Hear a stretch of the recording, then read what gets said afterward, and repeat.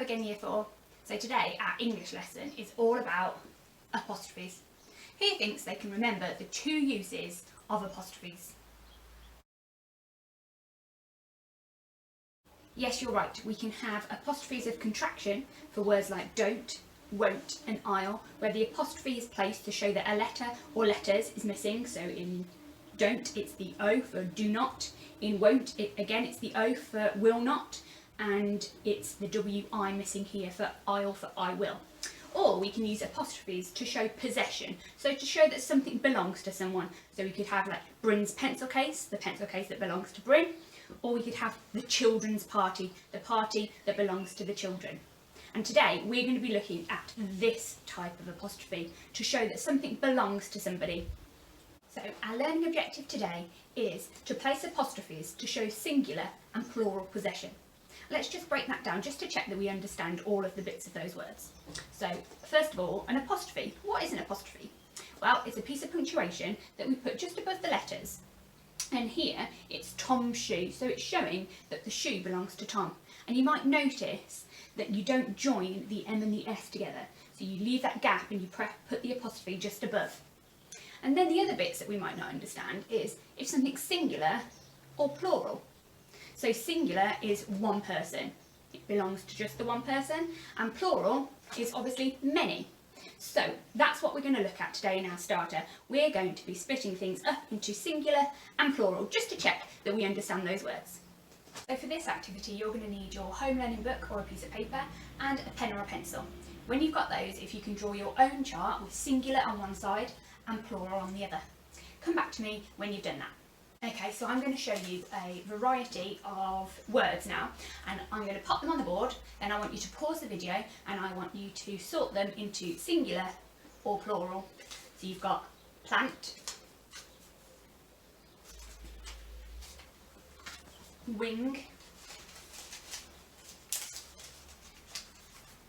women, bowl,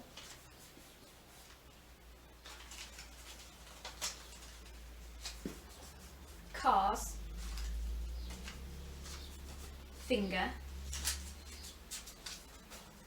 hives, boy,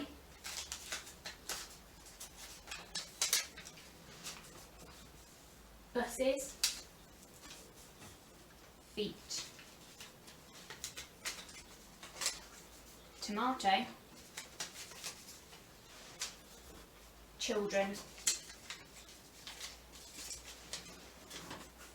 babies and flowers. Have a go, see how you get on. Okay, so let's just check. So we've got babies, it's plural, showing there's more than one baby. Flowers, again, that's plural, more than one. Tomato, singular tomato. Boy, again, that's singular, one boy. Cars is plural, more than one car. Bowl, singular, just the one. Plant, just the one plant, so again that's singular. Wing, again that is singular, there's one wing. Hives, that's plural, more than one. Buses, again that's plural, more than one. Finger, just the one, again, so that is singular. This one, feet, that is plural, there's more than one foot. Women, there's lots of women, so that is plural. And finally, children, there's lots of children, so that's plural. So now we understand all parts of our learning objective. Why are we actually learning to place apostrophes correctly? It's really important that we use apostrophes correctly in our writing, unlike these people. So we've got a sign that says, smile, you're on camera. They've actually used the wrong you're there. They should have used an apostrophe for you are. Again, here, this sign has used the apostrophe incorrectly. Speed cameras with an apostrophe. Well, nothing belongs to the camera there, so it definitely doesn't need an apostrophe. And finally, we've got this, with apostrophes for tomatoes, potatoes. Well, again, what belongs to the tomatoes and the potatoes? Nothing, so we don't need an apostrophe. Okay, so this is my turn. So I'm going to show you the difference here between singular possession and plural possession. So for singular, this hive belongs to just the one bee. So I'm going to write it down now, and this is what it looks like. The bee, because it's just one, the bee's hive. And again, to show that possession, we've got to add the possessive apostrophe. And again, we don't join the E and the S there. Now this time, this hive is going to belong to more than one bee.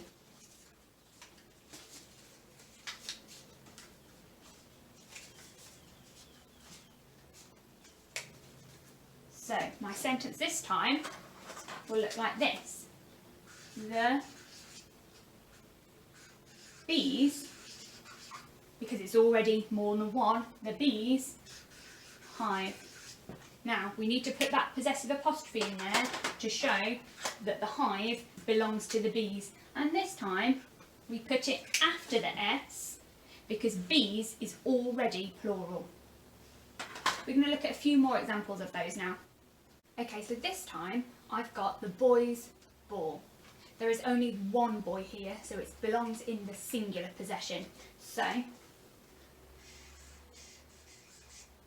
the boy, and then because it's just belonging to him, we put the apostrophe S, the boy's ball. This time, the ball belongs to lots of boys, so it goes in the plural bit. So, we start our sentence, the boys. And that again is showing that there's more than one because it's got that S on the end. So this time we put the apostrophe after the S, just like we did here. The boy's ball. And that is showing that the ball belongs to more than one boys. And that's the difference. We've got apostrophe S there to show singular possession and S apostrophe to show plural possession. Now we've looked at some examples together, we're going to come up with the steps to success. So when it's your turn, you can have these to refer to. So the first thing we're going to look at is the singular possessive apostrophe. So the rule is, if the noun is singular, you add apostrophe S. So in our examples, the noun was bee. So the noun is singular, so we add apostrophe S. So bees hive, to show that the hive belongs to one bee. The same here, the noun is boy, so we want to say that the ball belongs to the boy. The noun is singular, so we add apostrophe S to show that the ball belongs to him. So our next step to success, we're thinking about the plural possessive apostrophe this time. So the rule is, if the noun is plural and ends in an S, you add the apostrophe after the S. So in our examples, the plural of bee is bees. And we want to show that the hive belongs to the bee. Well, the plural ends in an S. So our rule is saying we simply add the apostrophe after the S. So this is showing that the hive belongs to more than one bee. And again here, we've got the boy's ball. The noun is plural and it ends in an S to show that there's more than one boy. And we want to say that the ball belongs to the boys, so we put the apostrophe after the S. So, just like in spellings when we have exceptions to a rule, there's an exception to this rule too. So, you need to remember that if the plural noun doesn't end in an S, you add apostrophe S at the end. So let's go back to our starter. So we've got a few plural nouns here that don't end in an S. we've got women and children. So let's look at our rule.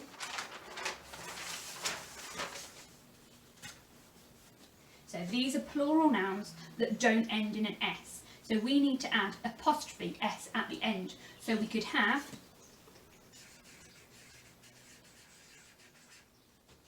the plural noun women, and we want to show that the flowers belong to the women. So we add apostrophe S at the end to become women's flowers. The same with children. So children is the plural noun, and again it doesn't end in an S. So we want to show that the garden belongs to the children. So we add apostrophe S.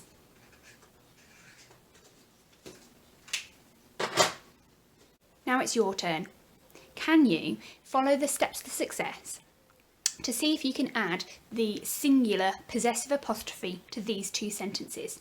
So you've got a bee's wings make a buzzing sound because they move and vibrate very quickly, and a honeybee's sting gets stuck in the skin and the stinger is pulled off the bee. Copy these sentences down and add the singular possessive apostrophe in the correct place. Pause the video here, then come back to me and we'll see how you got on. So, we know that these sentences are talking about the singular possessive apostrophe. So we're going to be following this rule here. If the noun is singular, we add apostrophe S.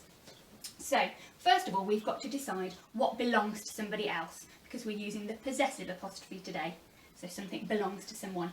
So in this sentence, we've got the wings belonging to the bee. Now, singular, we've got adding the apostrophe S. So we do this. We put apostrophe S. Now, if you remember right back at the beginning, I said that you don't join the E and the S together, so we better write it out better above. The bee's wings, showing that the wings belong to the bee. So in this sentence we've got, again, talking about the singular possessive apostrophe, a honeybee's sting gets stuck in the skin and the stinger is pulled off the bee. So what belongs to somebody? Well, the sting belongs to the honeybee, and again we put apostrophe S, but we don't join the E and the S, so I will write it above again. The bee's apostrophe S to show that the sting belongs to that one bee. This time I want you to try and add in the plural possessive apostrophe to these two sentences. Use the steps to success to help you, copy them down and add in the plural possessive apostrophe. Pause the video here, then come back to me and we'll see how you got on. So let's see how you got on. So this time we were thinking about the plural possessive apostrophe, so we need to follow this rule here. If the noun is plural and ends in an S, we add the apostrophe after the S. So this time we were talking about lots of bees. So we need to decide what belongs to who in this sentence. Honeybees' legs carry pollen to the nest. Well, the legs belong to the bees, and we want to show that the legs belong to lots of bees, so we add the apostrophe after the S. So the honeybees' legs. And in this sentence, farmers' wives love honeybees as they pollinate the plants. We're talking about lots of farmers. So what belongs to who? Well, the wives belong to the farmers.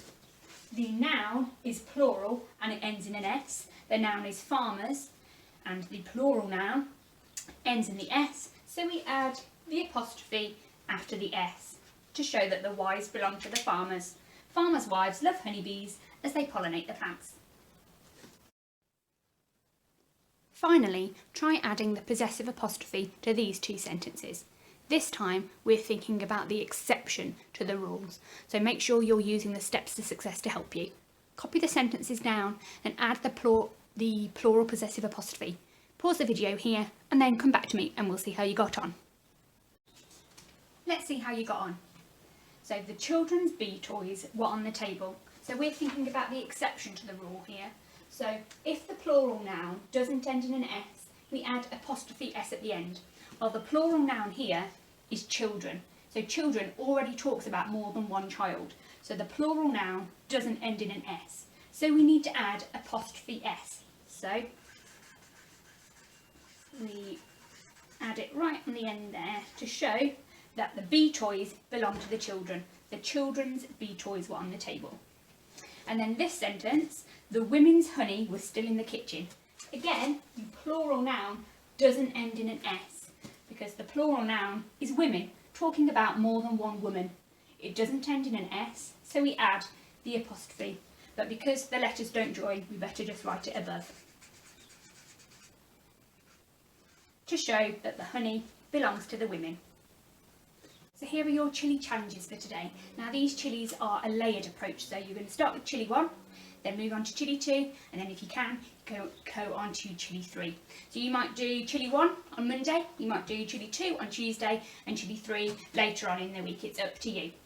So for Chilli 1, I want you to copy these 3 sentences into your book, and I want you to add the apostrophes into the correct place. You're going to see that the first sentence is using the singular possessive apostrophe, and then the next 2 sentences, I want you to add the plural possessive apostrophes. So really think about these steps to success.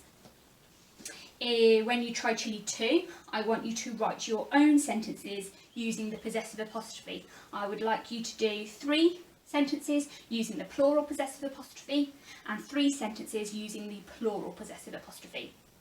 They don't have to be about bees, but they can if you want to. And then finally, Chilli 3, I would like you please to create your own poster showing the rules for adding the singular and the possessive apostrophe. So maybe a little bit like mine at the beginning. Don't forget to use and draw examples to really explain how you use these possessive apostrophes correctly. If you want to try the extra hot Chilli challenge today, if you stay tuned, then I will show you what your challenge is there. Welcome to the extra hot Chilli challenge. Now, you are going to need your steps to success here, so make sure you keep referring to them. So the extra hot Chilli challenge is an apostrophe hunt. So in my paragraph, there are 8 missing apostrophes. Can you copy out the paragraph in your best handwriting and see if you can identify all 8 apostrophes? Good luck. Pause the video here, then come back to me and we'll go through the answers. So, how did you get on? Let's go through the answers. So, Frankie's eyes darted from left to right as she observed the bee's hive. There are 2 missing possessive apostrophes here. Frankie is a singular noun, so we put the apostrophe S. And again, I've written it above because the I and the S aren't supposed to join. And then the hive belongs to many bees. The plural noun ends in an S, so we simply add the apostrophe after the S. Same with bees' favourite flowers were crocus and hyacinths. The apostrophe goes after the S to show that the favourite flowers belong to more than one bee.